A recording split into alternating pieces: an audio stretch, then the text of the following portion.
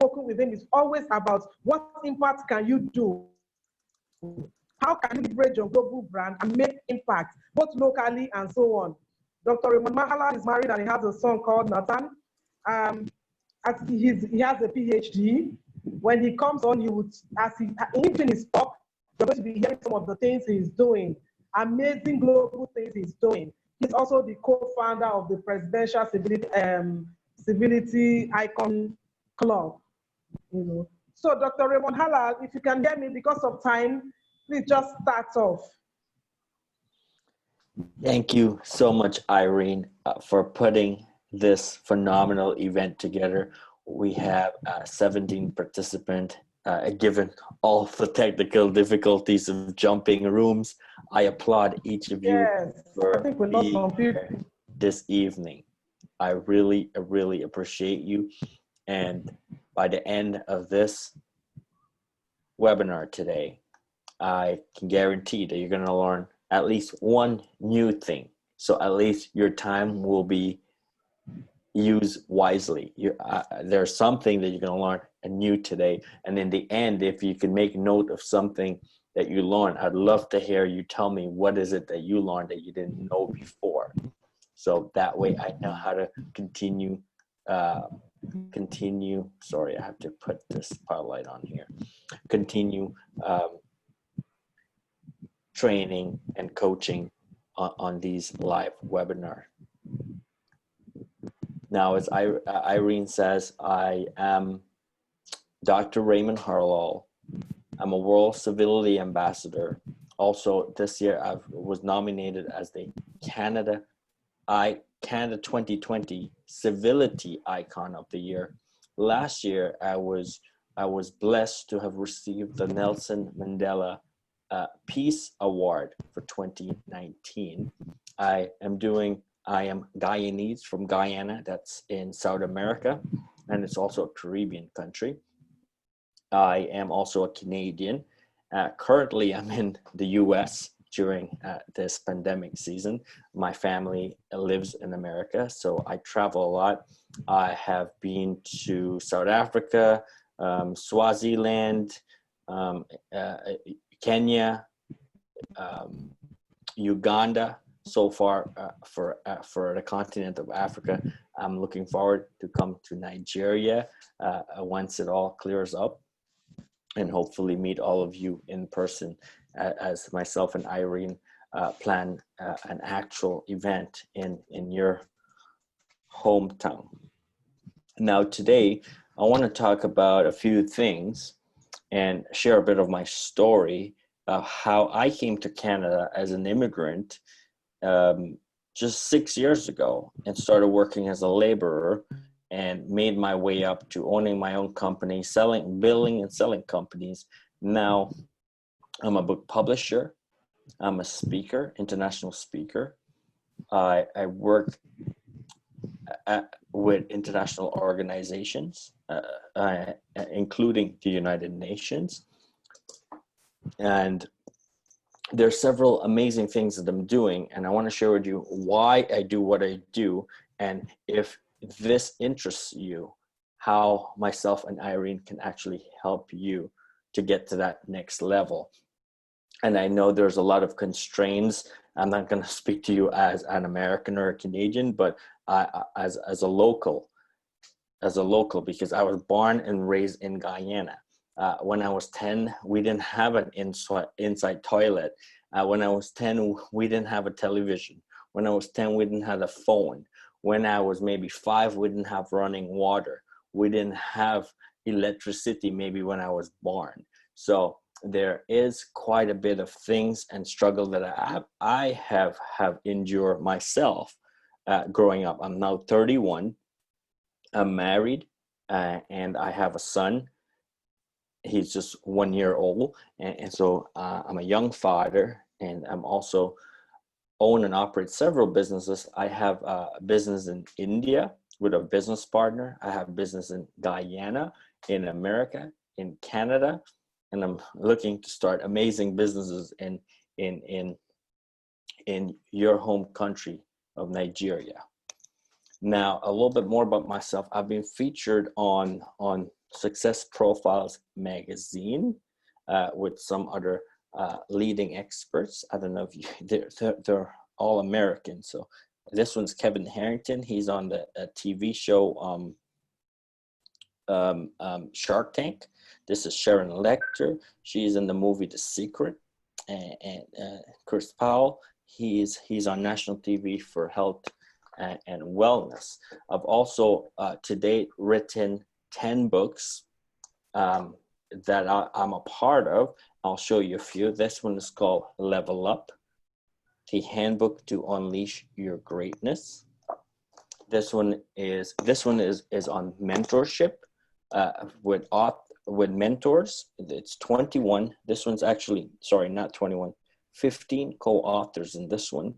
And they're all mentors, and they're teaching how they have achieved greatness by themselves through mentorships and on what they are doing now to mentor their clients. This one I've written with another guy, Joseph, and this one is on getting a job. And he is more of an intellectual. He has a job placement agency. That's why he has getting a job. This one I wrote by myself. And just for attending today, I'll be sending all of you a digital copy of this one, so an ebook, to your emails after. Irene will ensure, I'll send it to her and she'll make sure it gets to you. And this one is called The Handbook to Becoming the Authority. Handbook to Becoming the Authority, 33 Principles to Go Pro as an Author, Speaker, and Mentor. This one is actually endorsed at the bottom here, if you can see, forward by Don Green. He's the CEO of the Napoleon Hill Foundation.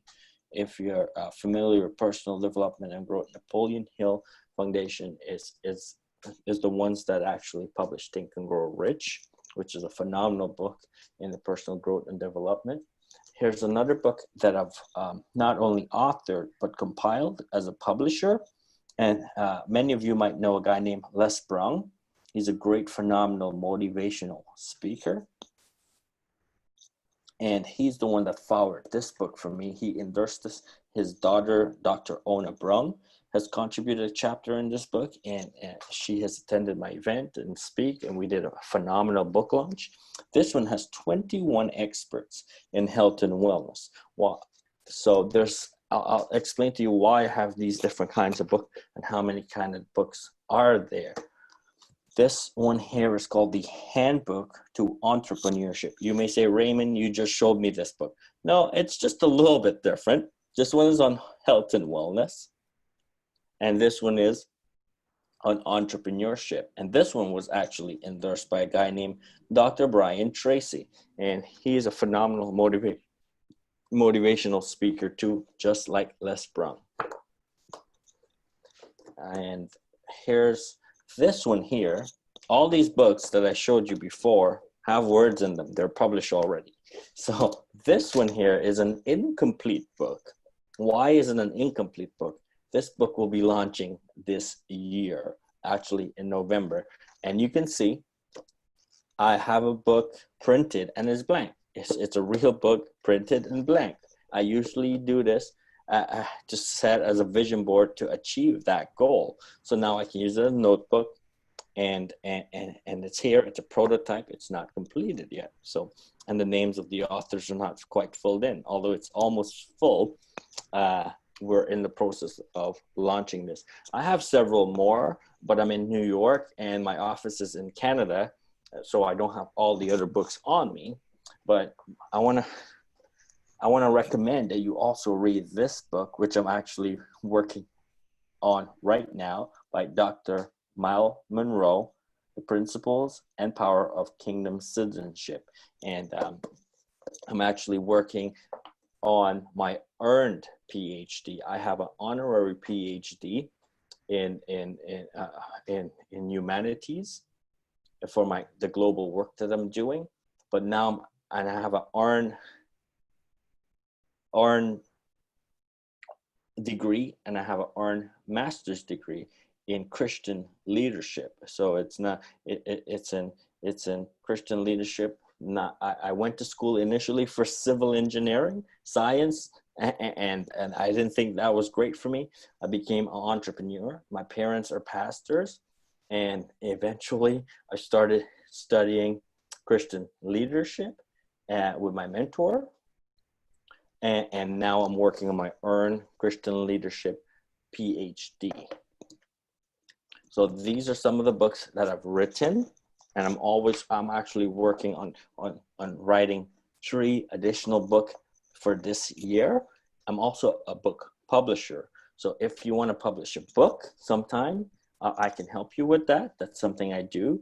I'm working with Dr. Irene as we can create a program to solve all of your problems that you may encounter in terms of getting your voices heard, being a published author, being promoted, having the opportunity to speak on stage, and getting your voices out there. Dr. Irene and I are working on this right now. Now, today I want to talk to you. I'll be taking your questions in a bit. If you have a question while I'm speaking, or if you don't understand what I'm saying, you can raise your hand and wave it like this, and Zoom will spotlight you, and I can take your questions that way.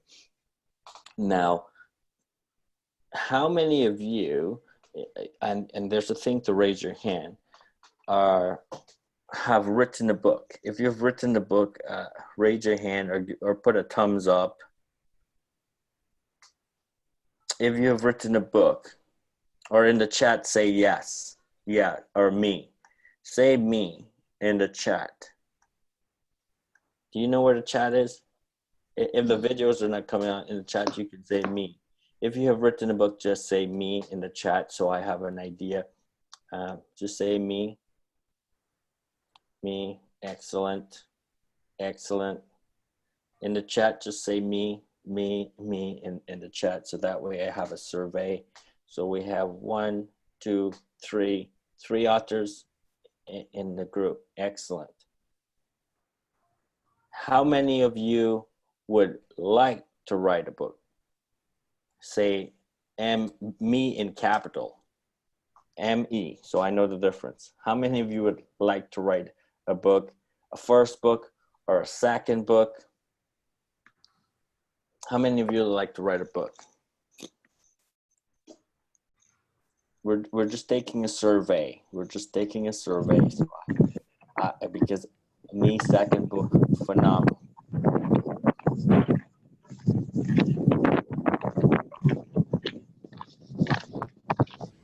Philomena's second book, amazing. Perfect. How many of you have spoken on stage? So if you've spoken on stage, put STAGE, put stage in the chat. If you have spoken on stage already, if you've spoken on stage, put stage in the chat. Stage, stage, stage, stage. And I'm going somewhere with, yes. Maria, go ahead. I have. Excellent. Yes, you can answer. You can also unmute and answer if you like, and then mute again. Excellent. How many of you have been on TV or been in an article or been in a magazine or being asked to come and mentor or coach an organization?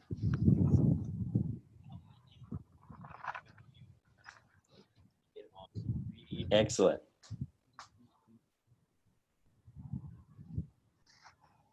Local TV, phenomenal. Stage, magazine, one of my article, yes.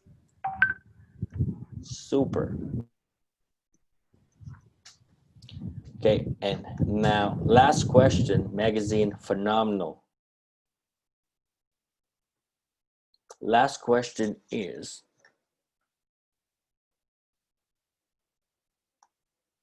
radio, TV. How many of you own your own business?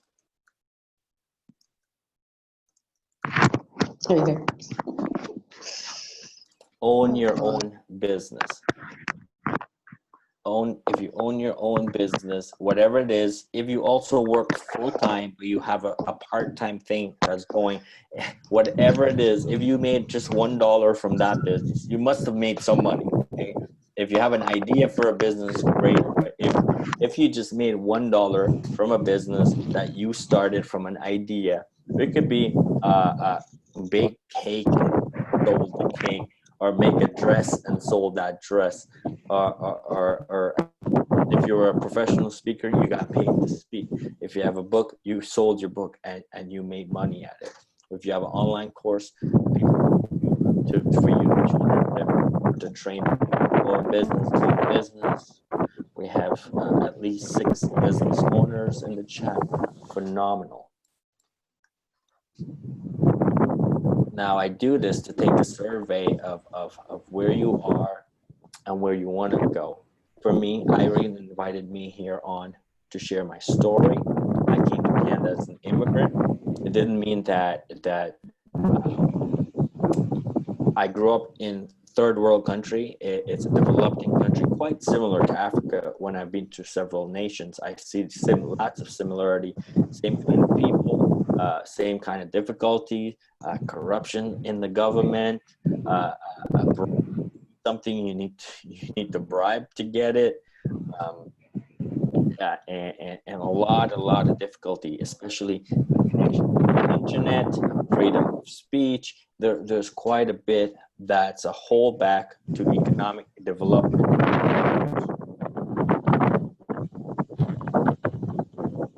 Now, when I came to Canada, it was an entire new country for me. I was just 25 years old when I came to Canada. Now, back in Guyana, I was already an entrepreneur. I still own and operate my driving school in Guyana. I have a driving school in Guyana. It's called Ray's Driving Academy. And I had a taxi service. I had sold the taxi service when I left in the cars. I still own Ray's Driving Academy for many years. I think it's about 8 years now that I own Ray's Driving Academy. I came to Canada. It's a new country, new environment. What do? I can't go start my driving school right away. They want you to go to school. They want you to have your driver's license for 4 years, have no record, great insurance. And so it's difficult. So things that you can actually do, pick up and start operating in your country, in Nigeria, it's quite difficult to start up right away in America or Canada. So I want to give a comparison, because not everybody can come to America or Canada. And that's my vision and goal right now. Every night, I make a lot of money. I have clients that actually, not to brag, but I have clients that paid me 100,000 Canadian. It's quite a bit just this year. So I have all levels of client, but I didn't get to where I am today just like that. I didn't just tell you to show off, but I want you to know that I started working as a laborer, minimum wage, when I came in the warehouse, and I started 2 jobs, 3 jobs, just to make the ends meet, just so I can pay for a car, pay for an apartment, send money back home to my parents. They're pastors in Guyana, and then send money to people in my community. And I keep doing that over the years and realize that, hey, how long can I work at the same amount and continue? I didn't think my future was going anywhere, because I added the money up, and if I had to add up the years, my body would have been sick, my health would have been bad, and somebody have their audio on. And fast forward, I moved from the warehouse as a laborer to a forklift operator, making $5 more an hour. How did I do that? I attended school part-time on the weekends, and so I upgraded my skill, and then I got paid more to do less work. Then I saw the truck drivers come into the warehouse, and they were making more money than the forklift people in the warehouse, which I was doing. So from $11 an hour, I went to $15 an hour. Then the truck driving on the weekends, I got my truck license over a period of time, and then I started making $20 an hour. Great. So now eventually I'm doubling what I made as a laborer. Meanwhile, when I came to Canada, $11 an hour, it's in 2 hours I would make as a laborer. The crappiest work you can do will make you the same amount that I was getting paid back home. So I can't complain as a laborer. But when I realized the standard of living was so high and my expense was so much, I needed to get more because I didn't see a future. I'm like, why did I leave my great life back home to come and work at this level? And the bosses would say, get it done, no rest. One time I went to the washroom, the supervisor came in the washroom and said, hey, what's taking you so long? And I knew that was weird. Come on, man. Somebody can't go to the washroom without you coming and checking on them. It's not an everyday thing. And so then I realized I had to get out of this warehouse. And eventually I got into construction trucking. My trucks were now making $120 an hour. And that's usually in the summertime. Now in the winter time, there was no construction work because all the roads were closed, no construction work in the winter. And said, what am I going to do? So I moved from the construction truck, the dump trucks that carry concrete and asphalt, and I went into long haul trucking. Everybody was saying, man, you're going to make so much money with the tractor trailer going from Canada to America. And yes, they were right. I started making $1,500 in a day on one trip to go from Toronto to maybe Detroit, or to Toronto to Chicago, or Toronto to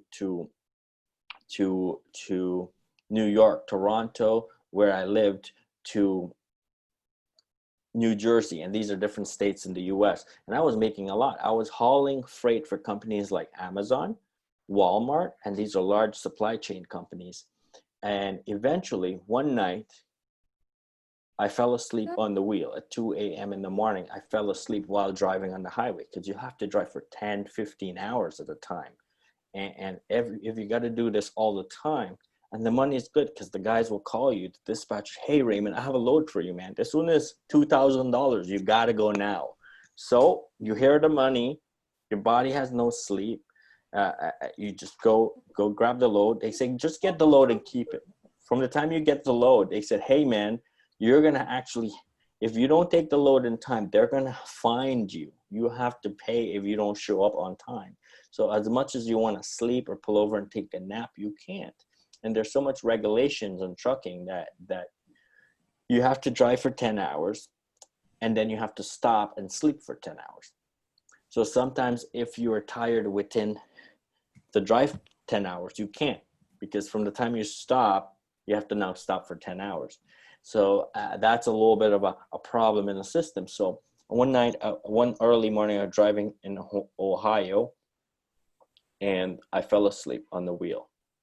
And in that moment, and how it had happened, usually there is some rumble strips at the edge of the road. They made the edges rough. So if the truck or the car comes off the highway on high speed, it will wake you up. So as truck drivers, most time in the early morning, you will see trucks wobble down the road like drunk drivers. And we would do it because the money is good and you have to get there on time. And so after driving 10, 12 hours, you'll be hypnotized and very tired. And anybody want to sleep at 2, 3 in the morning. And so it's a real dangerous job. And at this, usually when I go off the road, it'll wake you up and you'll keep going again for another 15 minutes until that happens again. And then you continue going till you get to where you go. Meanwhile, you want to drink coffee, a Red Bull, and then they have this 5-hour shot to wake up, stay awake. You'll put all sort of things in your body. Eating junk food, whatever you need to do to stay awake, because you want to constantly be doing something to stay awake. And at that point, I was 200 pounds. Right now, I'm 170, and that should be my weight, not 200 pounds, obese. And when I went to my doctor, he's like, Raymond, you are 29 years old, but your inside organs are saying you're like 45 years old. What are you doing to your body? And so From where? as I was driving down the highway at From where is that? 100 kilometers an hour. What was? Sorry, let me mute someone here. 100 kilometers an hour, I saw a red light. A green light. How can there be a green light on highways? Highways don't have any green lights. What had happened is that I drift off the highway and is on the exit ramp about to come onto a local road. And I was just startled. And it's a good thing that it was a green light, because if it was a red light, cars may have been coming on that local road, and that could have been a catastrophic accident, because there's no way I could have stopped in time to that light. It was green. I end up exit and enter back the highway and keep going. In that moment, I said, that's it. That was my wake-up call moment when I said, that's it. I'm not doing this no more. And what good is money if I'm not alive? Meanwhile, I'm pulling 40,000 kilograms or 80,000 pounds of load in my trailer. Let's say I came off that road, I wouldn't even need to hit anything. The load in my trailer would crush me in front, and I'll be dead. And in that moment, I said, you know what? It's not worth it. When I come back to Toronto, I put my company for sale. Actually, I didn't do it right. I did put it for sale, but I also take a driver and put the driver on the truck, because lots of people wanted to do this job. I didn't want to do it anymore. I owned the company. I owned the truck. So I couldn't quite get out of it right away. So I put a driver. After I put a driver on it, they will call you and say, hey, the tire's flat. Hey, the police pulled me over. Hey, I can't go in time. So because of all the stress that I got from the trucking, not being on the road, I said, you know what? It's better I sold the company. When I sold my company, actually, I didn't put the company for sale yet. I put the truck for sale first. I just wanted to get out of it. People start calling me and say, hey, Ray, I see you have a truck for sale, but are you selling your company? And I didn't understand. I said, no, why? He said, well, we don't want to buy your truck. We actually want to buy your company. So I didn't understand at first, but realizing people get a bad record with their trucking company. And let's say I only had 2 trucks at that point and a service van. That's 3 vehicles. If a guy has 50 trucks and his record for insurance, let's say 2 of his truck crashed, his insurance now for all of the trucks goes up very high. So he's looking to switch the name of his company to a company who doesn't have any bad record. And so now he's interested in my company to bring over all his truck on owning my corporation and bringing his truck under my name. Now my insurance rating is good, and he will now save that way. So I didn't know that until he's like, how's your record? Any tickets? Any major accident? No. Great. I don't care about your truck. I want your company. So I went on to the ad and say truck and company and trucks for sale. Because I knew if I sold my company, nobody will really want to buy a truck, because most people want to buy newer trucks. In the meantime, I had a older truck. Now, what did I learn from that? I learned that my company, the words Ray's Trucking Service, was worth more than a physical truck that I own and operate. So I'm like, this is interesting. Although I've been working this job very hard, making a lot of money on it, just the name of my company is worth $15,000. Just the name. They said, I'll buy your name for $15,000. I'll buy your truck for $15,000 and your service truck for $5,000. So I sold that entire company for $35,000. But the name Ray Trucking Service was worth $15,000. So I said, wow, I need to start more companies. And it doesn't matter what the companies are. So I did start another trucking company to build it up with intentions to sell the company again, not to work it as the way I was working it on the road all day, all night. Then I got into, remember I said my health was bad. As a truck driver, all you do is eat, not sleep properly. Then my health was bad. I attended a motivational event and sat next to a doctor, and his name is Dr. George Grant. Me and him are partners now. Of course, we have written this book together. He's a professor. He teaches holistic medicine. And he says, he's the guy that said, Raymond, you're going to die if you keep doing this. And so we came together. He has written 10 books before I met him. So I was intrigued. I always want to write a book. I said, hey, you've written 10 books. Show me what you've done. And let's actually put a book together. And he's a professor, so he invited his other professors, colleagues, his students. I was the only one there without a science medical background. But I say, you know what, I'm going to write about my experience of being unhealthy and how you helped me to be healthy. And so that's what I wrote about this book. We have asked, and at that time I had Les Brung as my mentor. So I asked him, hey, Les, is it possible for you to endorse this book? And he said yes. And his daughter wrote his story about him overcoming cancer for over 20 years now. Les has been fighting cancer for over 20 years. Now, because of that experience and that event, we now have a book. This book is now a bestseller on Amazon. It actually, when we add up all the years, age of the authors, we have over 800 years of experience in this book. Why? Because we have so many people. We have 21 people in it, and we add up all the years. Average year is about 40 for most of the authors, and we get 800 years of experience in one book. Now, why would people read this as compared to a book that I write by myself on health and wellness? Because that's just my story from a 31-year-old. How about reading a book from 21 people and their life experience is over 800 years? So when you go from front to back, you'd have 800 years of experience. Think about that. You spend a week or two to read something and get 800 years of experience. I also ask each of the authors, how many clients have you served? How many clients have you mentored and coached and trained?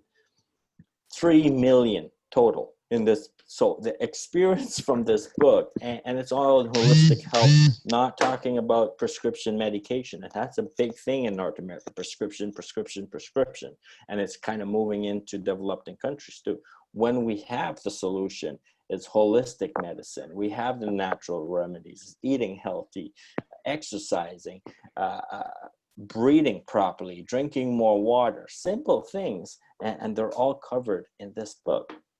So each year after that, this was 3 years ago, each year I do a collaborative book in this series. So my series of book is called the Handbook to series. This is Handbook to Holistic Health. The other one is Handbook to Entrepreneurship. So I did the same thing, invite 21 experts who have businesses, who are entrepreneurs, who start their own companies from scratch, who's now successful, and ask them the same thing. Tell me your story. Tell me your story of struggle. Like, what are the things you face? Tell me your story of success, the amazing results you've got. And then tell me your secret to success, because if you succeed, I want to take all the things that you do to that made you successful and prosperous and systemize that somebody else looking for the answer to succeed can just read your secret to success, implement that in their life, and be successful also. And so we've got that again. This one has about 700 years of experience with all of the authors. And I think there's only 2 authors that's in the health book that also is in the entrepreneur book. So 19 of the authors are brand new, different authors that I've met, know personally. And the trend, remember, Handbook to Holistic Health, Handbook to Entrepreneurship, the covers are pretty much alike. And this one is the Handbook to Powerful Collaboration. This year, the book content is on collaboration, and they're all 21 experts in all of them. Now, You may say, Raymond, why do you have these many books? I believe that everybody needs to have 4 kinds of book. I'm not saying this is way past the fact that you should be an author. Everyone needs to be an author, and I'm going to tell you why you need to be an author. Actually, I'm going to play the short clip and on YouTube here, and this will show you. Initially, I played it, but I don't think everybody was in the chat room when I played it. So I'm going to play it one more time. It's just a minute long, and it'll tell you the importance of being an author. And this is what I coach, mentor people on, how to become the authority, because people only do business with people they know, like, and trust, people that are the best at what they do. So I'm going to play this 1 minute, 37-second clip for you.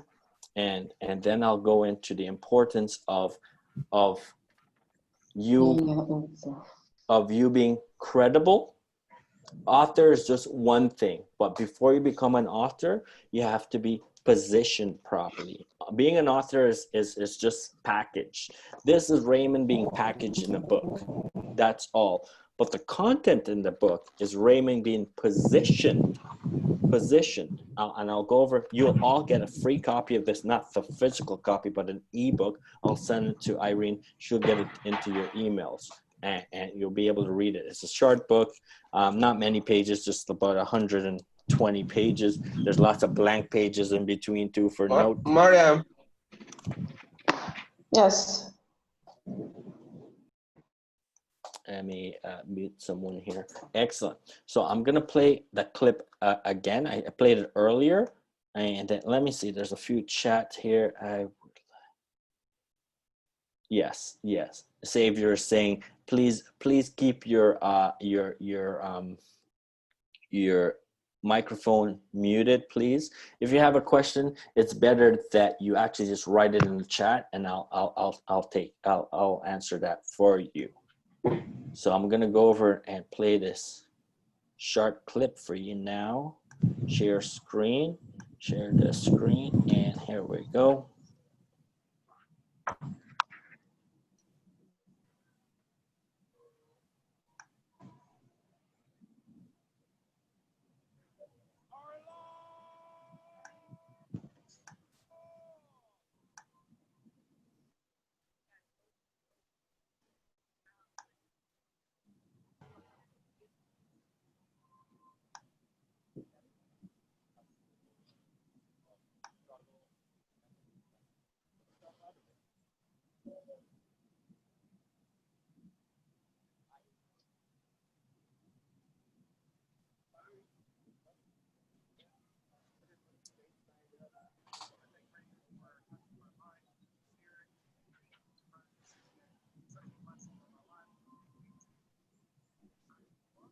The handbook to becoming the authority. Do you see the word author in the word authority?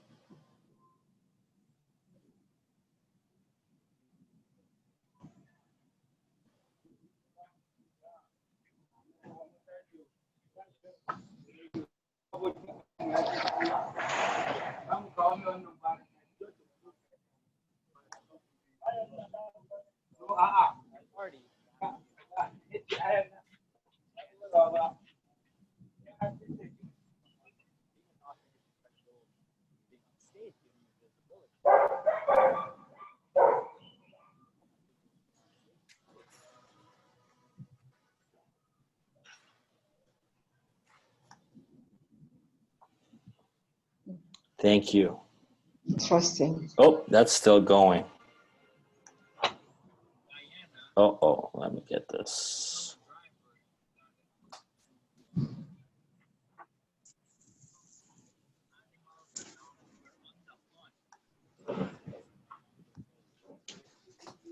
Sorry about that. My other videos just popped up. Okay. Were you able to see that video? Yes. Excellent. Thank you, Maria. Perfect. So that's that's actually where I launched this book 1 year ago. And this was Atlanta, Georgia.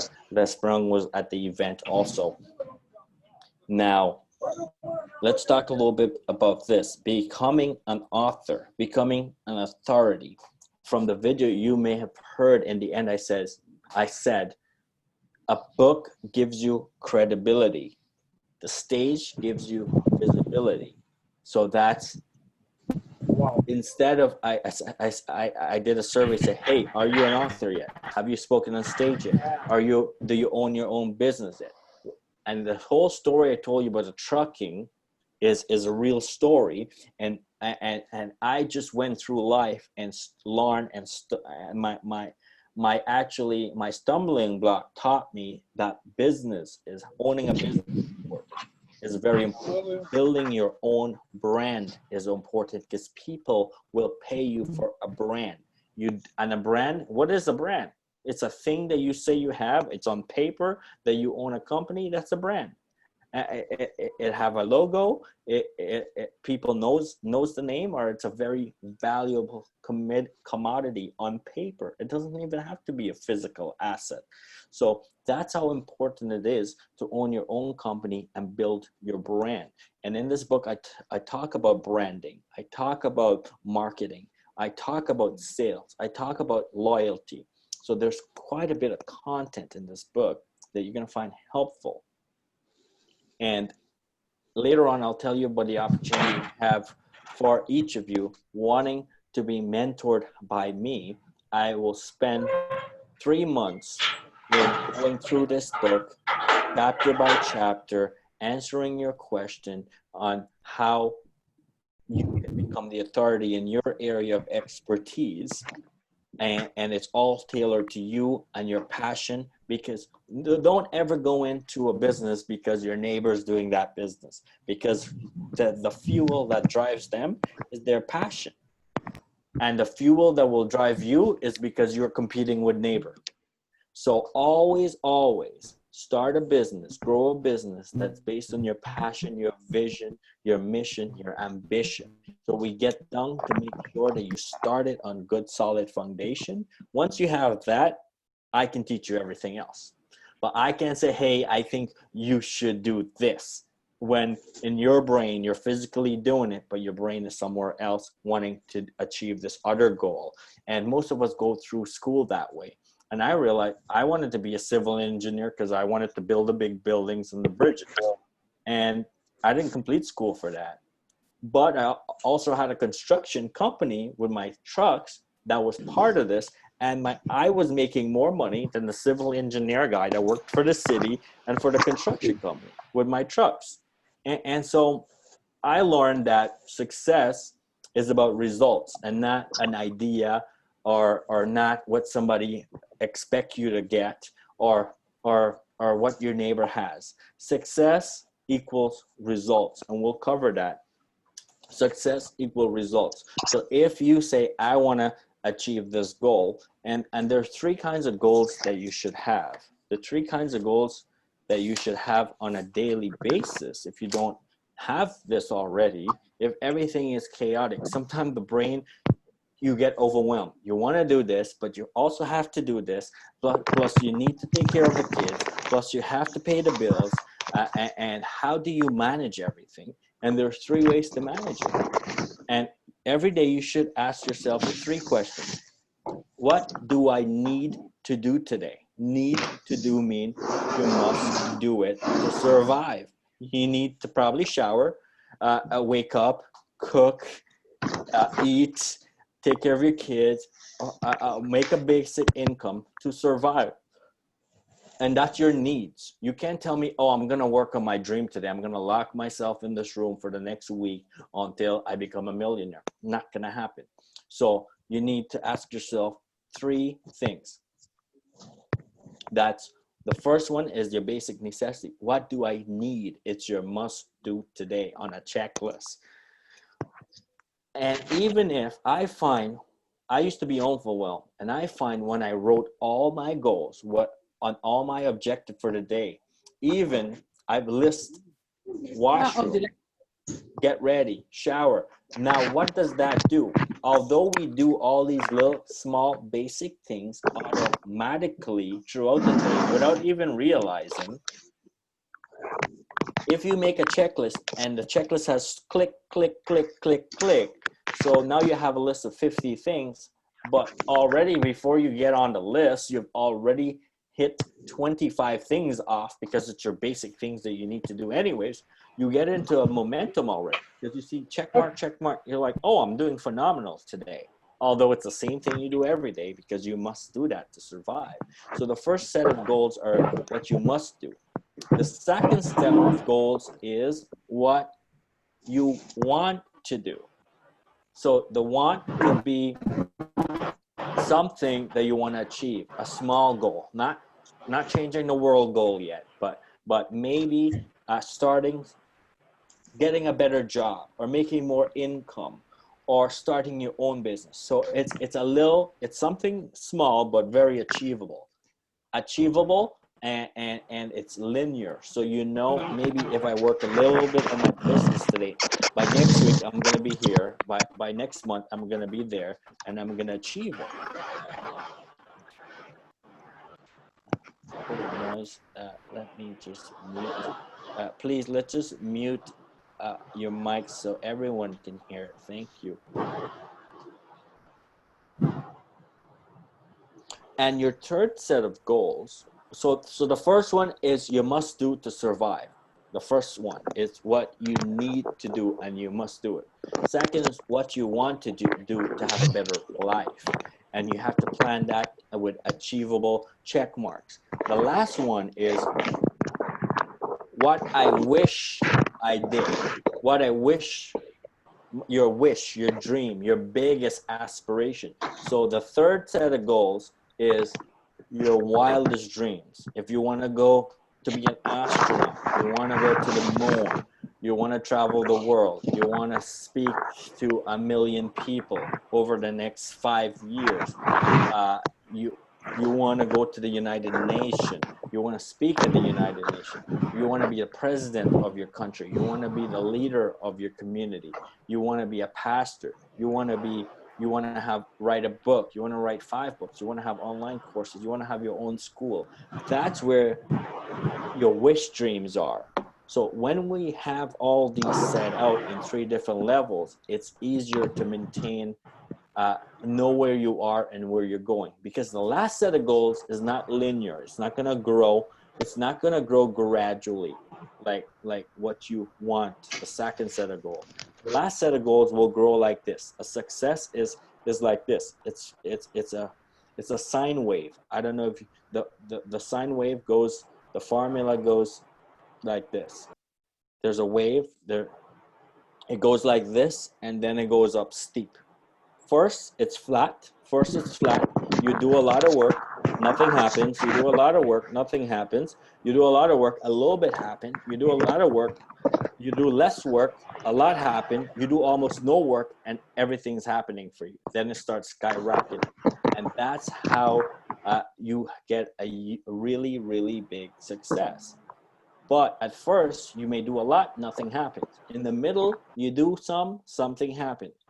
Towards the end of your massive success, achieving your greatest dreams, is eventually you will do nothing and things will continue to happen because you have done the right work to set things into motions. And that's what I'm doing at a level now in the world and the globe, working with my mentor, Ambassador Dr. Clyde Rivers. And he's the guy in the video in the end that says, you're looking at a world leader here, when he was talking in the video.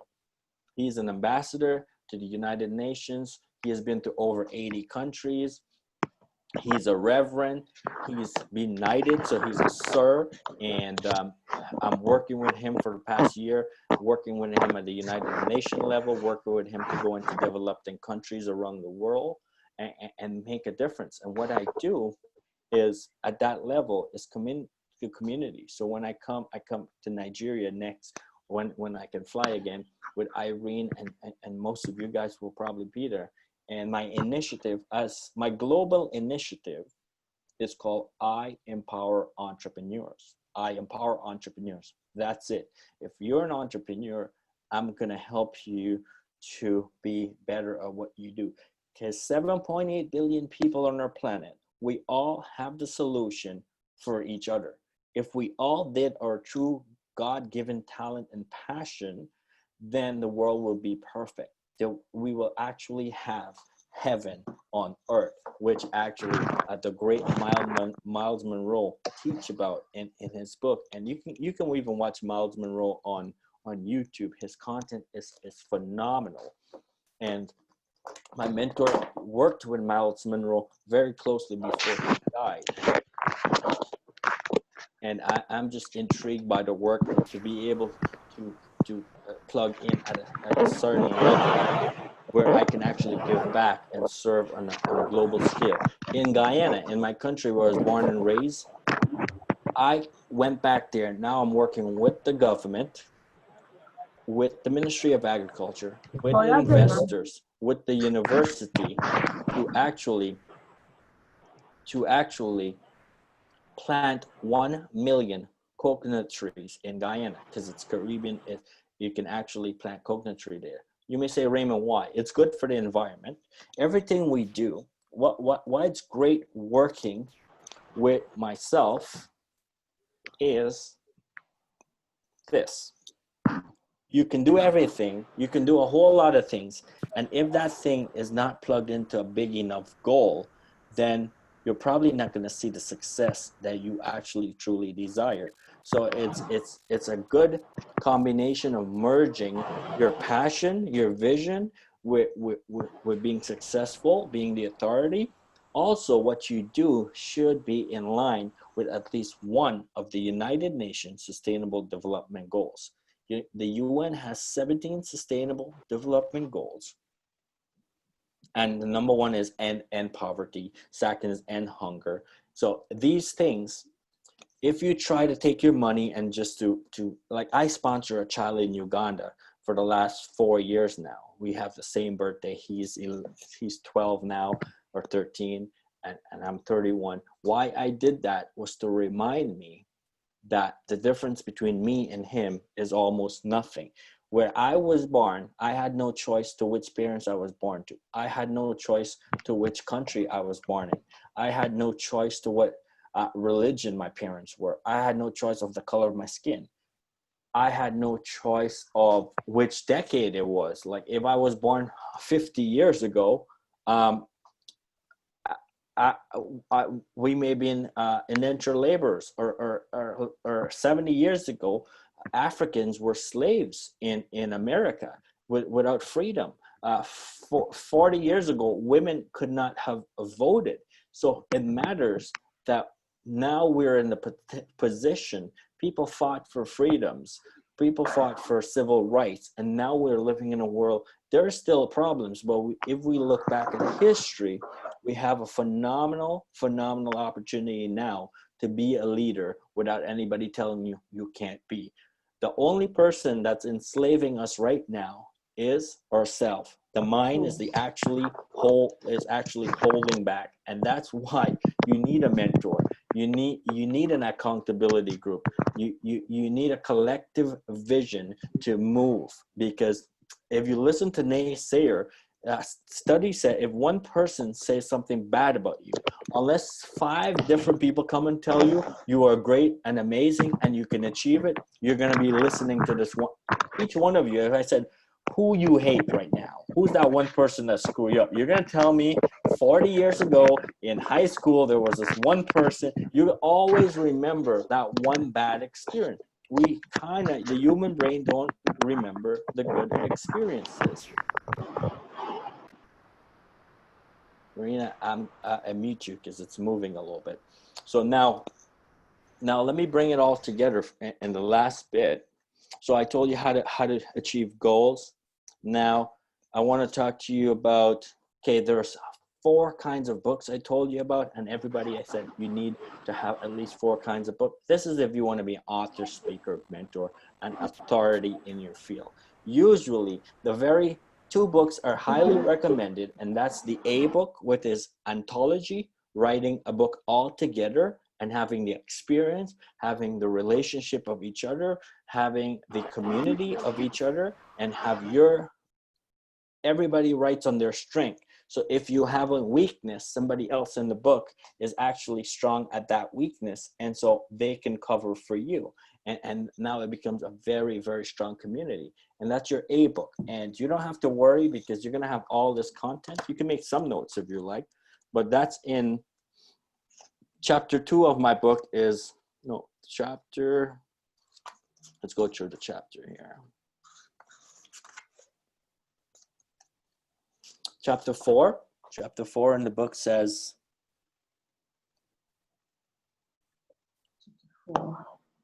categories of books, and the A is anthology. I made it easy, A, B, C, D. A is anthology, B is business, C is a celebrity book, and D is a desire book. So the A book, anthology, meaning many people, collaborative work, many people doing one. B is a business book. You need to write your own business book. It needs to be about your business. My business is about making people authority, making people authors, speakers, and mentors. And if you see the word authority, I highlight the word author in it to say to you, if you want to be an authority, you have to first be an author. It's actually in the word. And so that's a trademark that I use for my mentorship brand now, is the authority. My company out of the US is called Authority International. And my company in Canada is called Local Experts Group. And they're the ones, that's my publishing company in Canada, Local Experts Group. So I have many companies and brands that does different things. They all work together. They all do things together, but they're all separate entities. Why? Because I've learned that I can sell one of them for a lot of money. Just the name of the company and the track record and the experience, the intellectual property of that company is worth quite a bit of money. Somebody now wanting to publish books in a different country say, hey, Raymond, I want to buy the franchise for your publishing company for Lagos, Nigeria, or for Ghana, or for Nairobi, or for Kampala. And so that's how important it is to build your brand. Because once the business works in your area, great. You don't have to babysit that business for the rest of your life. It's time to expand and grow it. And that's why your business book is important, because now I don't have to be everywhere at the same time. I have this book, the content is here, and most times when I do these events, when I got invited, when I speak at an event, I give the ebook for free. Of course, the other ones are on Amazon. You can order that. Or if I come there, I'll bring copies of it to sell, because they cost money to ship and to print. But the ebook has the content in it. And now I also teach on that. So my business book is what I'm teaching from now. That's my expertise. That's my experience. The C book is a celebrity book where I write a book with a legend. I wrote a book with Brian Tracy. He's 75 years old. If you don't know him, he's written over 80 books, and he's traveled across the globe speaking to millions of people, actually, training them on personal growth and development. Now, people know Brian Tracy, but they didn't know me before. So when they see a book with my picture and Brian Tracy's picture, they're like, oh my God, if this guy can write a book with this guy who's my hero and legend, I wanna learn from him, because Brian Tracy is 75, doesn't travel anymore. So people will settle for me than Brian Tracy, because I've written the book. It cost me $20,000 American to write that book with him. It wasn't cheap, because that's his life experience, and there's a lot in the back end, and marketing and promotion, speaking on stage with him. So it did cost a lot of money, but the idea of that book is a billboard book, is my advertisement book. The D book is your desire book, and that's a book about your story of your life. That's, if you're familiar, the most successful D book right now, or passion book, desire book, is the Michelle Obama book, The Becoming. Becoming by Michelle Obama is one of the most very, very popular book out there, and very successful. Made I think $15 million in the first month that it was released.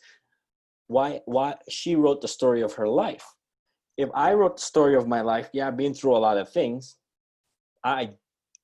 Not quite yet. Maybe later down the road, I'll be as successful as Michelle Book, but she was the first lady, first black first lady of America. She is adored around the globe. Plus, she didn't write the book before she became first lady. She wrote the book right after. So the whole world wanted to listen to this woman. So now I recommend that you write your storybook about your life story in the end as you build your brand, unless your story is based on your business, and that book will bring you income. Because most storybook does not bring you income. Your business book brings you the income. The collaborative book brings you a community of people that you can work with and do well together as a support team. So that's the difference between the books. Now, a book, how do we get to the book? We get to the book is about just packaging your knowledge and skills. There are 3 P's that I talk about. One is positioning. Positioning is important. We need to know. My mentor sat me down and said, what are you passionate about? What do you want to become? What do you want to do? And then we use my passion with what I want to, where I want to go. So while I'm making money at helping people become author, speaker, and mentor, I'm also building my global brand and my global experience as I work at the United Nations level. And so when I go to one country, I say, hey, I have this project going on there. My project for most of Africa is sewing machine program. The first lady of what's I forgot the country now. Malawi, the first lady, the former president of Malawi, Joyce Banda, has a foundation. She has helped 1.3 million people, girls, go to school. It costs 2,000 Americans just to sponsor one girl. So we're starting to work with their foundation. They're saying, Raymond, how many girls can you sponsor? I'm saying, right away, I can do 1 or 2, no problem. But this system has to change, especially after COVID. Charity does not work. Why? It doesn't work for me because I just give the money, it disappears. It doesn't work for the person receiving the money because they didn't understand where it came from, and they might not. Some of them may, and some may not, and it's not sustainable. If I stop giving, then somebody stop getting. If somebody stop getting, somebody's out of food. So the way to end poverty, the way to end hunger, the way to achieve all of the sustainable United Nations Sustainable Development Goals for the next 10 years, and Google this so you're familiar with these goals, you'll get it. Just Google United Nations 17 Sustainable Development Goals. It's all 193 countries around the world say we want to achieve this by year 2030. 2030 is about 9 years from now, 9+ years. So we have a lot of time to farm a business, take our passion and make it in line with a sustainable development goal, because each country has to go to the UN every year and say, hey, we're achieving our goals. And if the population, the people, the businesses are not doing anything towards the goals, then you're not going to achieve it.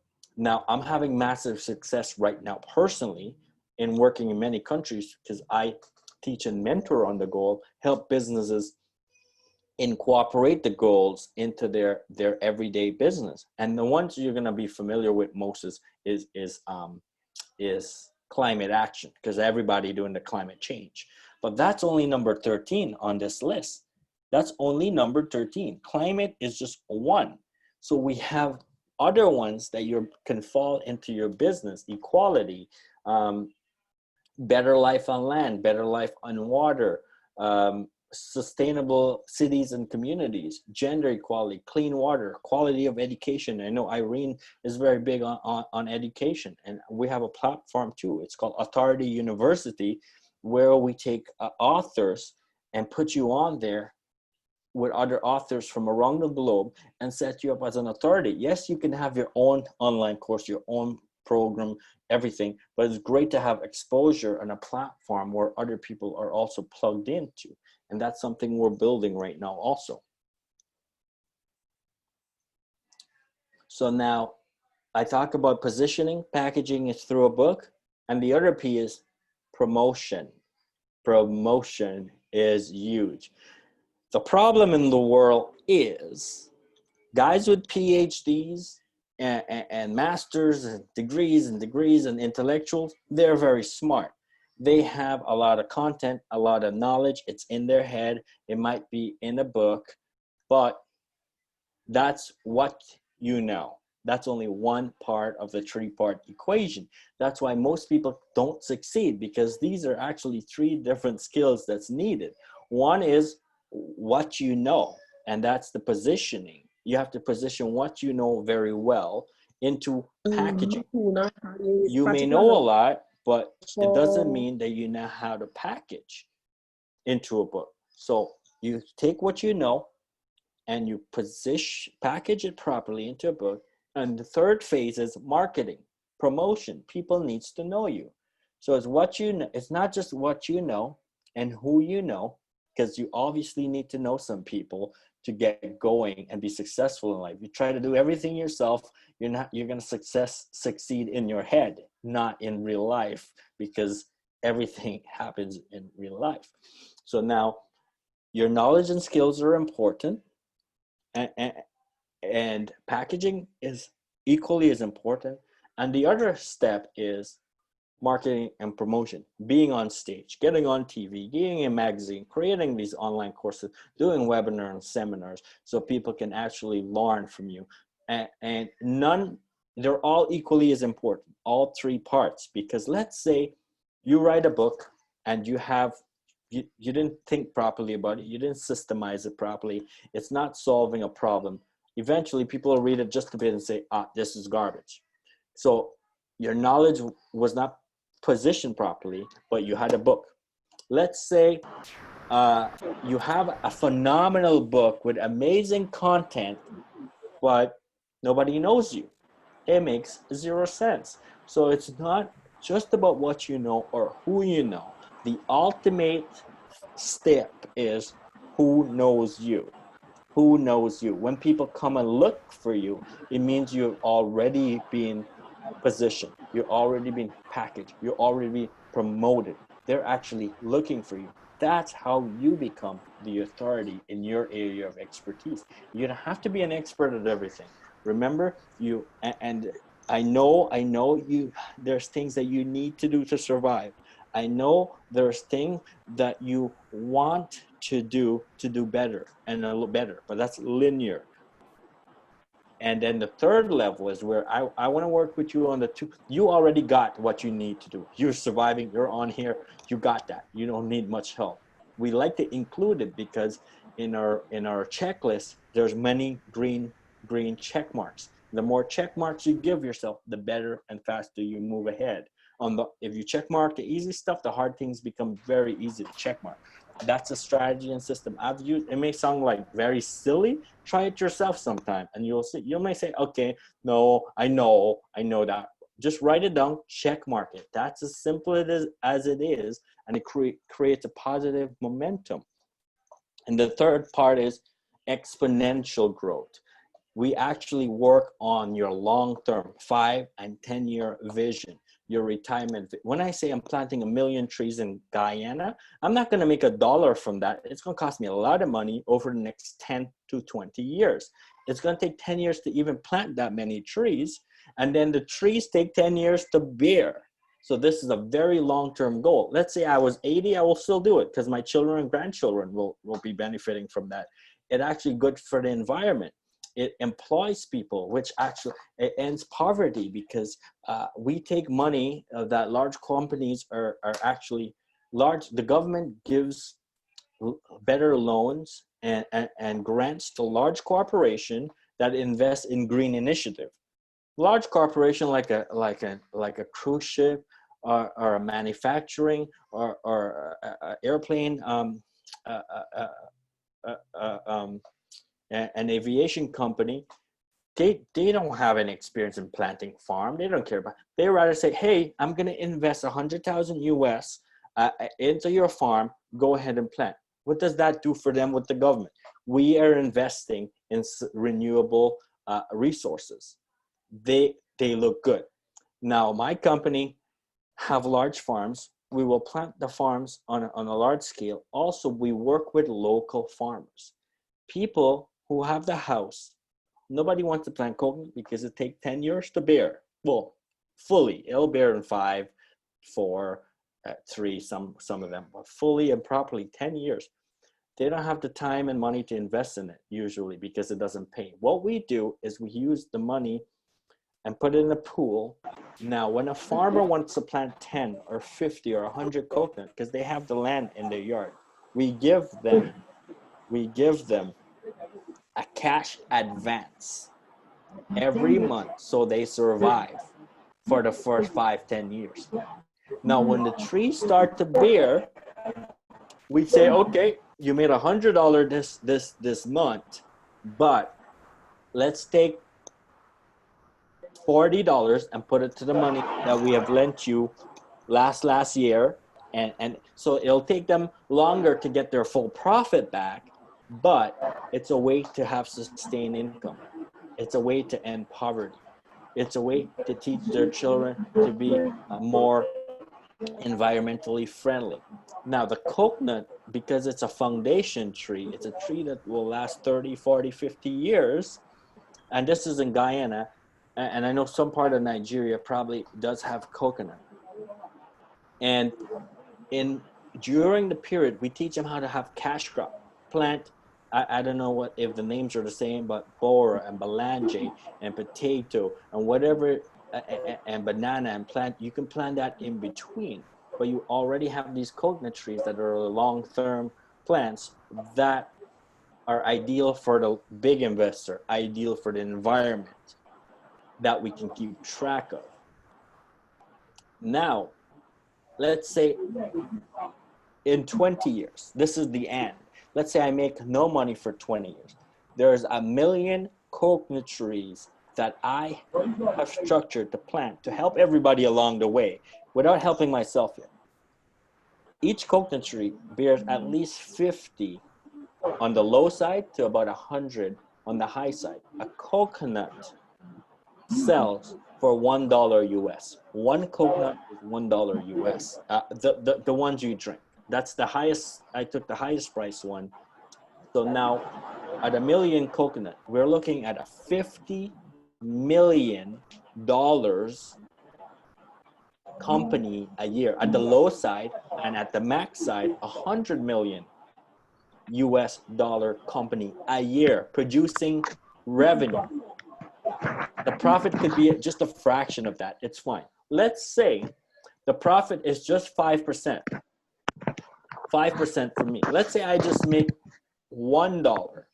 Let's say it's 1%, or let's say it's 1 or 2%. That mean I will make $1 per coconut tree per year. It's insane. You guarantee that you can plant anything and make $1 at it. But because of the scale of this, I will now make $1 million per year for doing nothing else. And this is just in 20 years. What retirement plan, what other business you can have for doing that? And this is my wish goal, and it's working. We've already planted trees there in Guyana. And so you also need to have that. Yes, I'm publishing people's book. I get people to speak on stage. I take people to meet amazing mentors like Les Brown. And let me show you a few of the pictures of the people that I've met before we take questions. And let's see if you recognize some of these guys here. And this guy is very, very popular and famous. His name is Tony Robbins. This guy is in the movie The Secret. Bob Proctor had the opportunity to visit him at his home. That's his book, ABCs to Success. This guy is a guy named Grant Cardone, very popular on the internet right now in sales and real estate in America. He owns his own jet, fly around the place. Wow. This guy is everybody should know this guy. He's been in movies for a very, very long time. Rocky or Rambo is his Rambo. other movies. Stalin. This Sylvester Stallone, yeah. This Stallone. guy is Dr. Brian Tracy. I don't know if he's quite popular in America and in Russia and Europe. Brian Tracy, very old guy, and here I am with him at an event where we launch our book. This guy is my mentor, friend, business partner. As you can see, we're at the United Nations. That's the UN in the US in New York. This is a lady named Sharon Lecter. She's in the movie The Secret. She has worked at the White House for both the Democrat president and the Republican president. Both President Bush and President Obama had her as part of the advisory board for literacy. You may know of a book called Rich Dad, Poor Dad, a guy named Robert Kiyosaki. There's about 15 or so books that Sharon Lecter, this lady here, and him wrote. All of Robert's book, all of those are purple book, has her name on it. But no, she's not promoted. She was the CEO of Robert Kiyosaki Business and a cash flow quadrant and the board game for a very long time, for 15 years. She is the one behind the business side of the book, but Robert's the one that was promoted as much bigger. This guy is Jack Canfield. If you ever heard about the Chicken Soup for the Soul series of books, there's hundreds of books. I've got the opportunity to interview him. Great guy. I give him a copy of the Holistic Health book when I met him at this event. He emailed me the next day, said, Raymond, I read your book on the flight back home to California from Toronto, and I love the content. I love Dr. George Grant's chapter. Can I use some information from it? I called Dr. Grant and said, hey, Jack Canfield said he loved the stuff you wrote in your chapter in the Holistic Health book. He said, are you kidding, Raymond? Why are you even asking me that? Tell Jack to use it however he likes. This is Kevin Harrington from the Shark Tank. Here he is holding one of my books, promoting it. And that's back to Tony Robbins. Here's a picture of me and my mentor, Les Brown, and holding the book that he endorsed. I'm also giving him an award for the global I'm giving him the Global Influencer Award. And this was actually 2 years later, after the book was published, that I give him this award. Here I am. This is my friend, giving him the opportunity to speak on stage. Here are some of the events that I do. And the last event that I did was in November, in the live one before the COVID came. And it's called the Global Authors Award. And so I whole live event. People come in from all across the globe to attend the event. This one was in Canada. My co-host was Sherilyn from Canada, and Philip, he is from actually the UK. Dr. Rivers was there, and you can see many of my co-authors, and almost all of them has written a book with me. And I've had other events that I do. Here's a picture of the awards event that actually took place. That was the banner for it. This is one of the authors getting her award and launching her books. This is a picture of me in Guyana on the panel as we launched the Guyana Agriculture Diversification Forum, which I started in Guyana. This is a picture of me with Ambassador Clyde Rivers, and he is the chief protocol for the president of Burundi in Africa, where I'll be going in, I think, as soon as it opens up. Dr. Albert wants me to come to Burundi to speak to speak to the youths in their country. Just recently, we had the State of Civility Summit. We wanted to do this live in person in Stockholm, Sweden, but because of COVID, we did this live online. And here are leaders in every area, and we go under the banner of World Civility, and this is a State of Civility Summit, and we have Dr. Rebecca from Jamaica, and she's talking about family civility.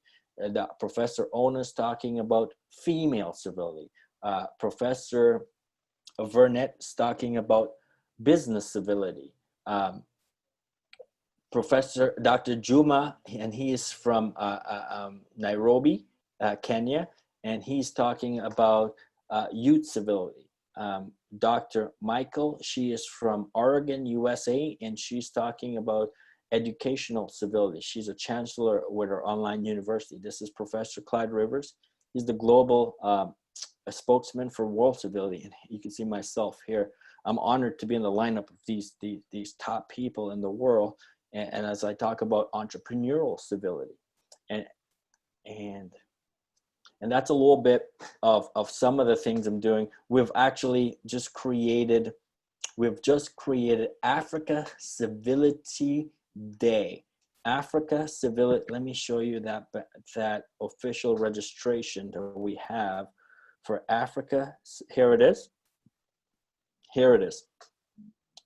So we have a national day for Africa Civility. Each year we're going to go into a country on September 15th to promote Africa civility, because we believe that civility is the only way we can survive as a race, as a population, as people on our planet. Because there's always some guys who are fighting for this, fighting for that, want power, and want to take advantage of everybody else. There's always some smart guy out there that wants to take advantage. And we are of the principle that if you help enough people get what they want, you can get what you want. And you give and then you get. You don't just take from everybody. And that's not the best way to do things. This is our World Civility Presidential Club. And we're just launched another book. It's called the World Civility Book. And these are world leaders from across the globe. This girl's from Singapore. Christopher, Dr. Chris is actually from Lagos, Nigeria. And we have other leaders here. But these are some of the work that we have been doing. And that's some of the things that I'm doing. Wow, we have 3 people waiting to come in the group chat. Okay. Admit all. Now, in about a couple of minutes, I'll take questions. But I'll tell you that I became very successful. As I said, I make a lot of money now. I have access to the UN level. How did this happen from a guy that came as an immigrant to a country, working his way up in such a short period of time? Trying to get citizenship, just getting married, having a small child. It's so hard to do what you have to do, raise your child, take care of your home, travel around the globe. But I'm able to do it. And I believe that I've all the mentors. I make a lot of money, but I also invest hundreds of thousands of American dollars just to meet these guys, get their secret, attend their event. Till I learned that, hey, no matter how much of those guys I meet, unless it starts with me, yes, I learn a lot for them, but then you have to come to a point where you look inside deep, find your passion, find your dream, mission, vision, ambition, and go after it. You may not have all the answers, but once it's based on the fact and the principles that you want to help other people to be great, perfect. You can't lose. How can you lose when you build other people? And so my global initiative is called I Empower Entrepreneur. And I was telling you about the former president of Malawi. Instead of donating $2,000 to sponsor a girl, I said, no, I'm going to come. I'm going to bring 20 sewing machines. And with these sewing machines, we're going to train people to sew. So most homes have multiple women, or it doesn't matter. living who will train one person per household. They'll get to take home the machine. It's not a gift. It's not a donation. When they get started, I will supply the cloth. We'll give them everything they need. All they have to do is do the work. When they're tired, give your sister. It's not slavery. It's not advantage. You buy the cloth very cheap. You rent the machine till you pay it off to own it. That way, why we can't give you is if we give you 20, we can't help the other 20, the other 2 million, the other 20 million. So when we give you a chance to work, you'll have it. You don't have to put anything down. We train you so you empower yourself, empower your family. Eventually, you'll be able to send your own children to university.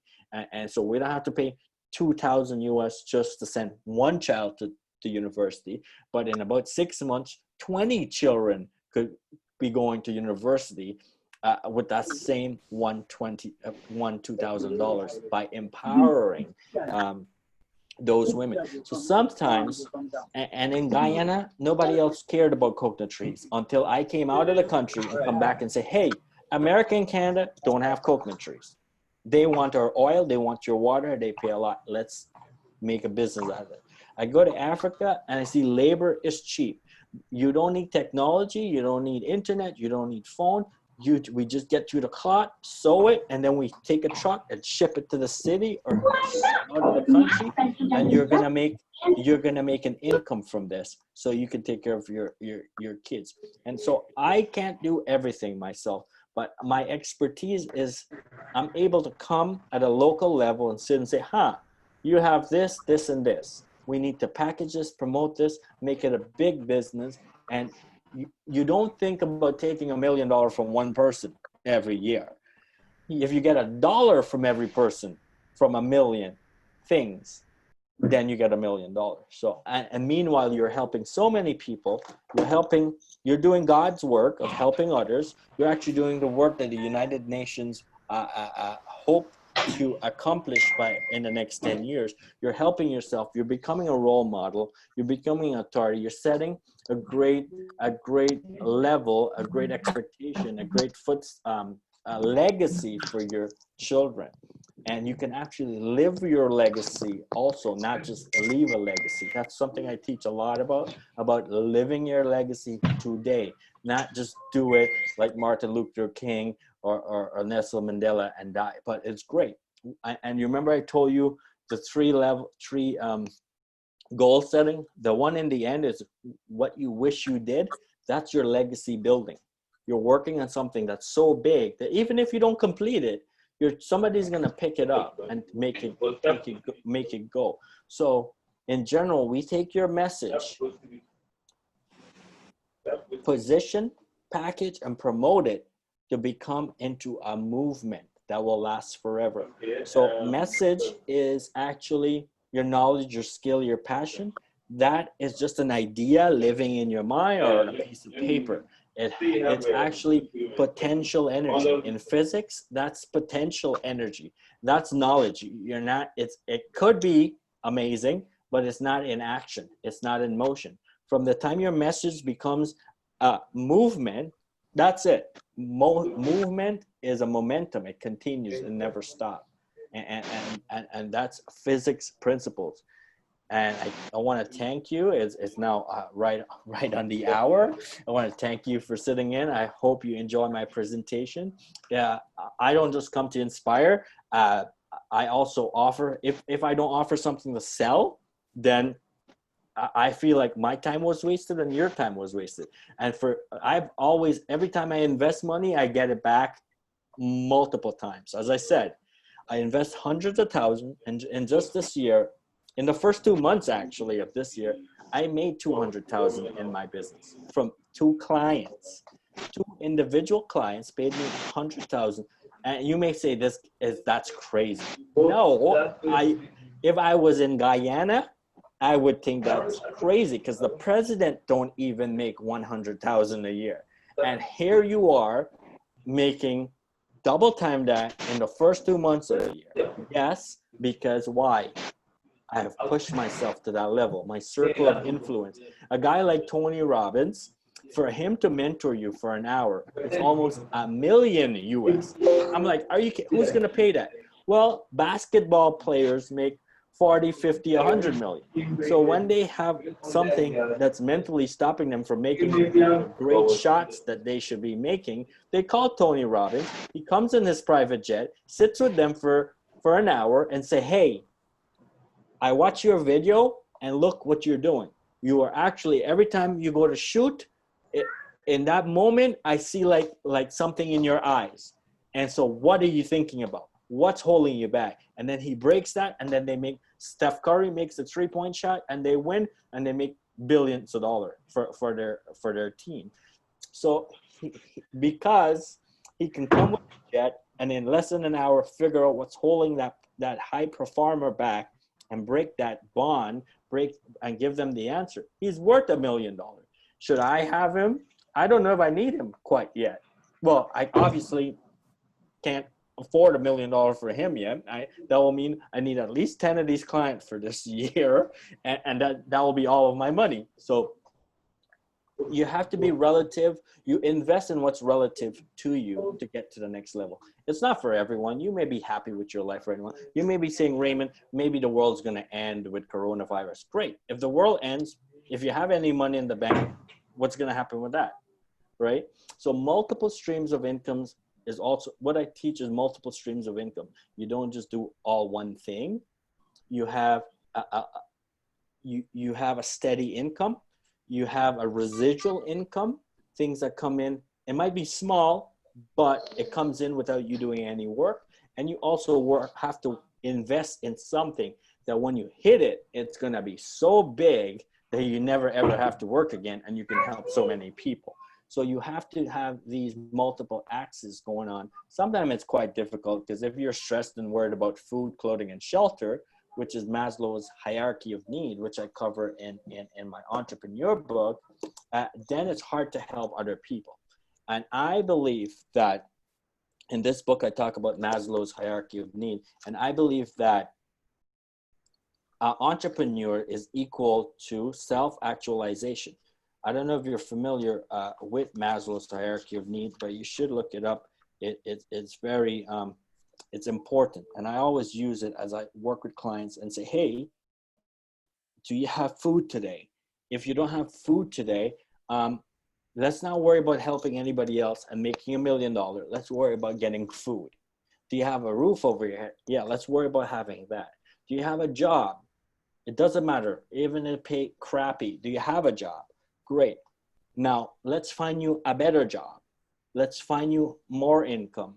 Let's now keep this job going. Start your little thing on the side. Start farming, fishing, sewing, anything you can do to bring it up as a added source of income. Then use that extra money that you don't need to survive in investing in something bigger, because you know what? The world's getting harder, of course. What are we going to do about it? We can't complain. And for thousands of years, the world hasn't ended yet. I don't think it's going to end today or tomorrow. So it's always been hard times, and there was always good times, and there's in-between times. And what matters is how, and Jim Rohn has a famous quote that says, it does not matter about the direction of the wind. And the direction of the wind, it means good times, bad time, whatever the struggle is. But it's a set of your sail, because the wind might blow from north and south, but then there are sails, and in the sail ship and the boat, you just change it a certain way. So you use the wind to always take you where you want to go. And I'm here with Irene she invited me. She said, Raymond, she's been in one of the, she was an attendee of one of the presentation I've done, and she loved what I'm talking about and said, hey, I want to invite my friends and my colleague, people in my circle of influence for you to inspire, motivate, and offer your services to help them to get to the next level. And so there is a solution. There is a unique way that you get to the next level. And I've given you the content, but you have to kind of mix them, match them a certain way.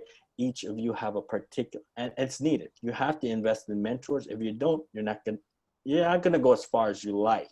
So I wanted to make sure that today's lesson presentation will be of value to you. And remember, I said it'll be great if you can share something that you didn't know before today. And I'd love your feedback on one. Of course, I love your questions. I'll take any questions, but first let's take something that you have learned that you didn't know before. And you can unmute your mic. Irene, did you want to add something at this point first? Or should I go into that? Okay, no, go on, just because of time. Yes, okay. Go ahead. So you can unmute. Tell me one thing you learned that you didn't know before, and maybe something you want me to go into more details. Obviously, we're maxed on time today. We're going to arrange another one next Saturday, and that one's going to be more on if you want to work with myself and Irene and have us be your mentor, package, position, promote you in the right direction, become an authority.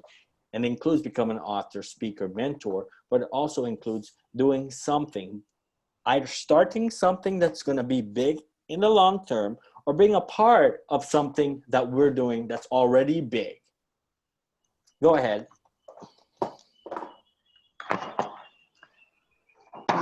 Interesting.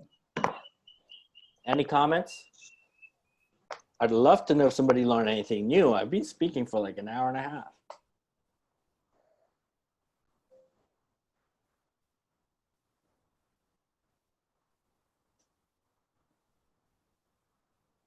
Any comments? Hello?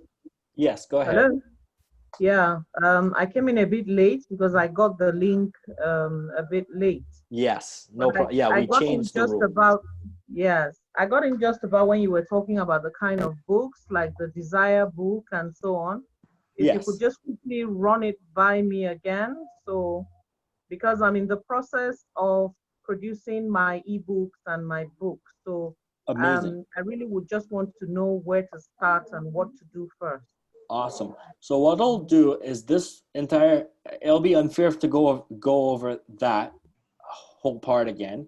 However, it's recorded. I'll send the recording. What's your name, my dear? OG, Ogola Onazi. Okay, great. And so we'll have the recording available for everyone that was here today, so you can listen to this over. Great. That's great. Okay, and next Saturday we're gonna you may if you need more help, because when you do a book, it's important. Anybody could put anything in a book, but the content has to be positioned properly. Yes, it has to be. You have to be good content that you know and you're comfortable with, but it has to be positioned in such a way that when somebody reads it, they want to hire you. You have to have schools write information in book, and yet sometimes it's boring. And as entrepreneurs, if you don't put your sales messages, seek like messages in the book and write it a certain way, you won't get clients from it. So congratulations on your ebook, but you want to write it in such a way as you, and also everybody here is going to get a free copy of mine in ebook to your email. And this book like really covers in detail all of the 4 kinds of book also in chapter 4. Oh, okay. Yeah, so you're going to have the recording and you're going to have the content so you can spend time. Also, myself and Irene will be holding a 3 months training. We'll talk more about that in the next seminar. If you're interested in moving forward, we'll talk about costs and the structure and all the things we'll offer you in next week's seminar. And this week was just to give you value and to bring some added information to you. Thank you. Thanks. Welcome. Okay, we're having. I learned that that authoring a book gives you authority.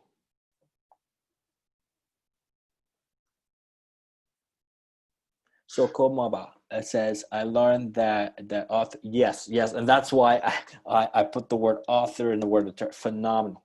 Great, let's see what else we've got. Yes, we'll be sending out the replay. Great. I think there is a link to put the feedback. Actually, if you can post your feedback on Facebook too, or on the link that Xavier just shared, we'll appreciate that. Any questions? Any question about anything? Go ahead. It could be about you and your business. So it's cool if it's personal, because when you ask a personal question about your business and your situation, somebody else listening, they actually learn more from you. So anybody brave enough to ask, it's free coaching. Yeah. Go ahead. Can I talk? Totally, you could talk. Yeah. Okay. Thank you, Dr. Ray, for a wonderful presentation. My question is, when you were talking about different types of books, when you were kind of advising us that you will rather, if we want to write a book, we shouldn't start with the story, our real life stories first. Yep. We should write a book that will get us money. But in my situation, I'm writing my first book on my real life story. Excellent. At the moment. Okay. But I felt it was good for me to share my struggle growing up as a daughter without a father and a brother in a community that prefers male children for female children. Yes. And when my father died, I suffered a lot of injustice because I was a girl and I was deprived of everything. And with my mom, who was illiterate. So I thought after I'll write my story to inspire other girls who might be going through a similar fate at the moment, or who have gone through it, because I've spoken to some other girls who have gone through the same struggle as me, but because they were determined, they have broken the course. So I thought, let me share my experience with other people before I think of writing any other book that I will get money from first. Let me inspire people first. Yes. What do you think? And that's good, because now you're using your story for coaching, and the girls are your clients. So that will work, and it's good. But why I say the general rule is, if you had just $2,000 to invest in writing a book, I would say do it in the other direction. If you have 10,000, go and write all 4 books, and which is what I did. I invest in all, so I have many books. $20,000 just for one. It was a big investment, but I figure out that there's a need for all of them.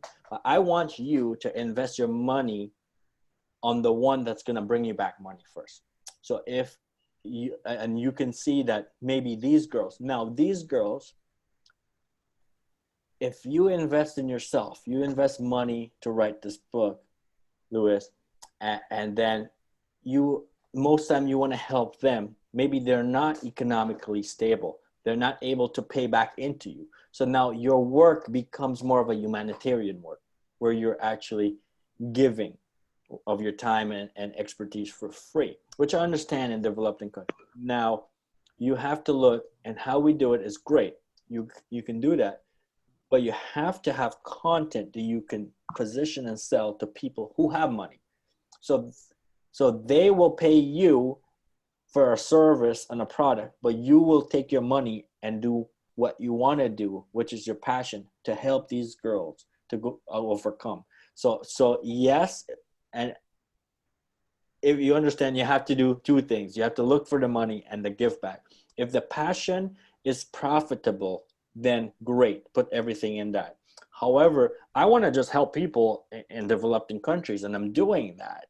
Now, over time, it took me a while to get the right mentors, and now I work at the UN level. I understand the sustainable development goal. So when I work with individuals, I say, hey, do it and call it this. Sometimes it's just labeling the initiative with a name, and it becomes, you get the credibility of the UN behind you on it, and your governors and your government, your Ministry of Foreign Affairs, they are happy that people are actually helping the country to look better.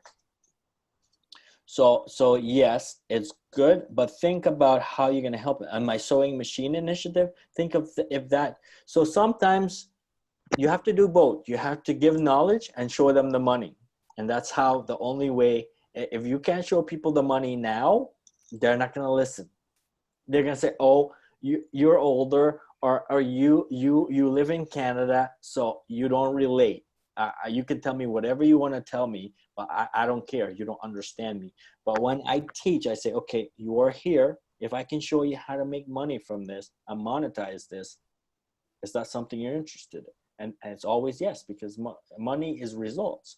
That's actual success. If you make $1 from something, all you have to do is scale it. Was that a good answer, Louis?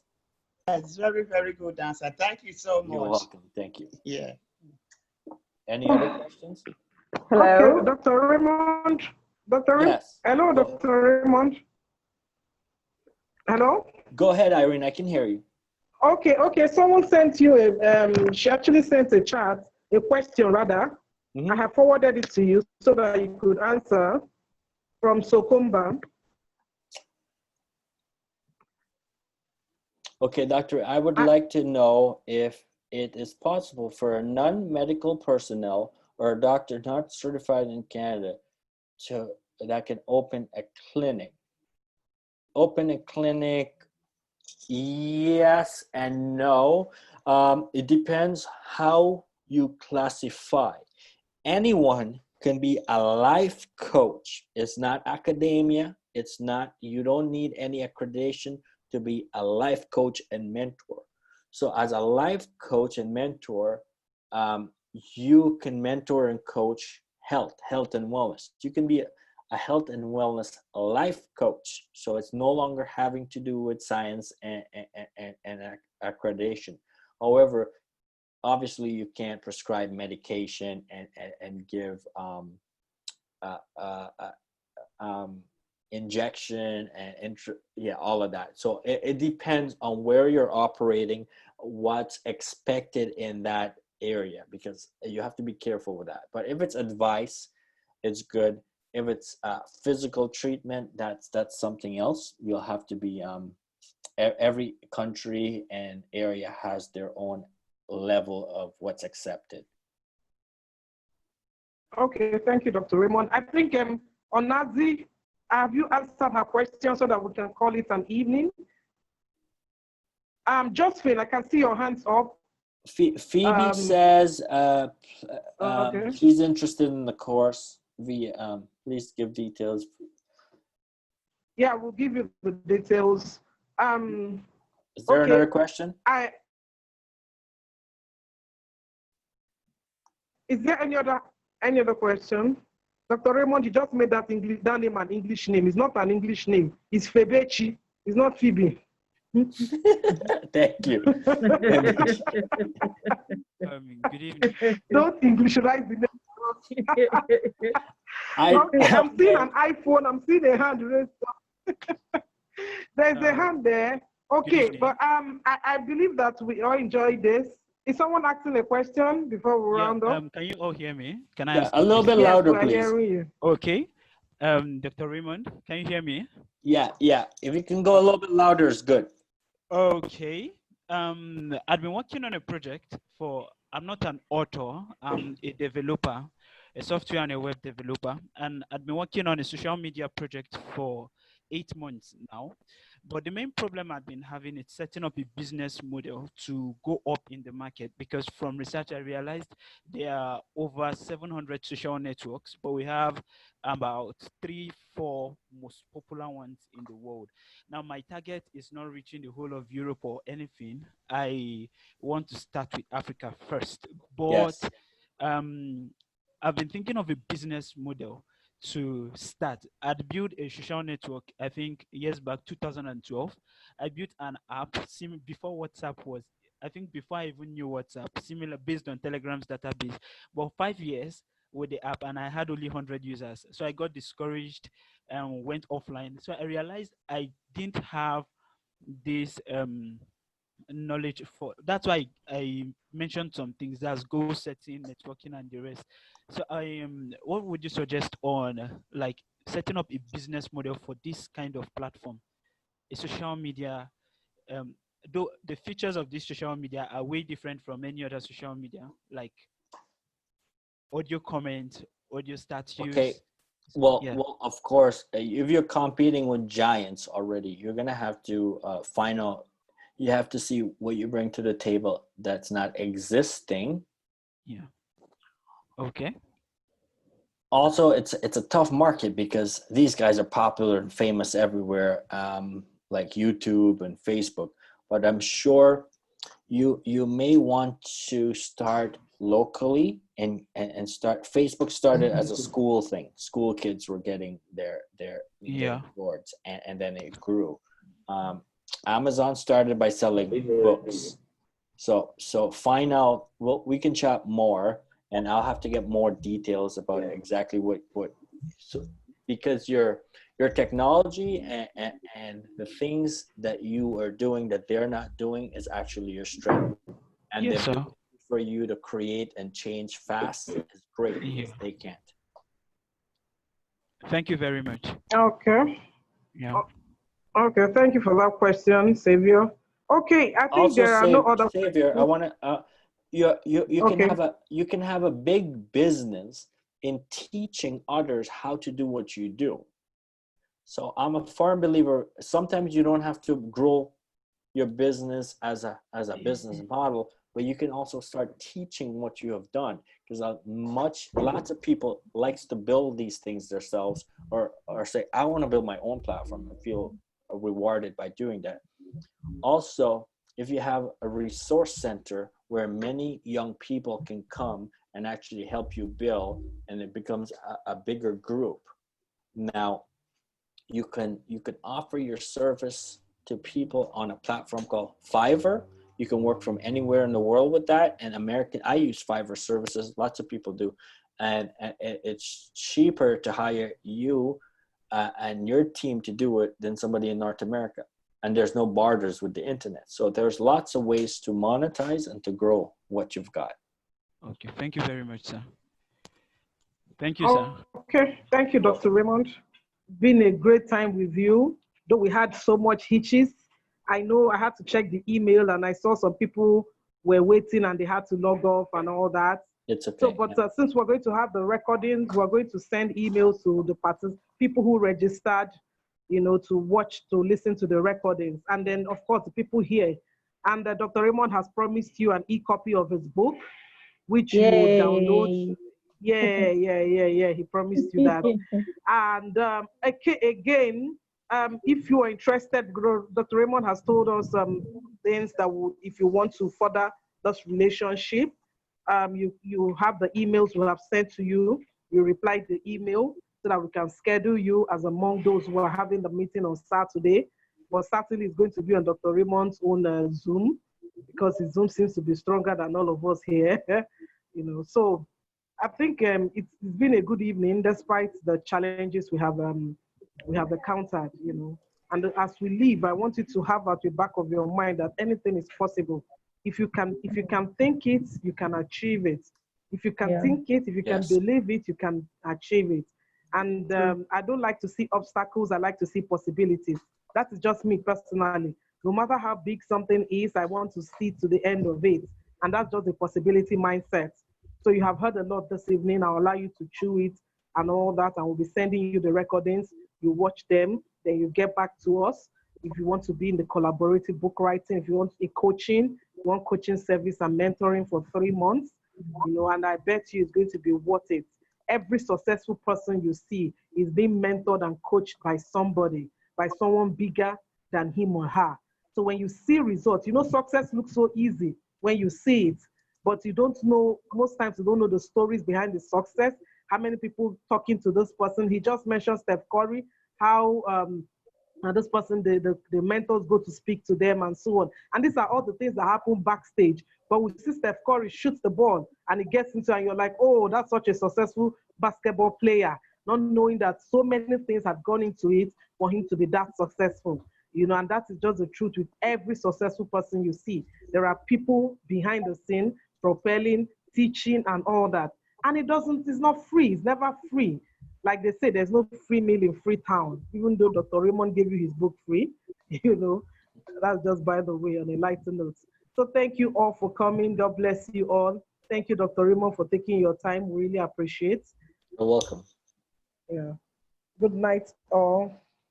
Good night. Thank Good you. night. Look forward God to bless Saturday. you. Thank you. Thank you.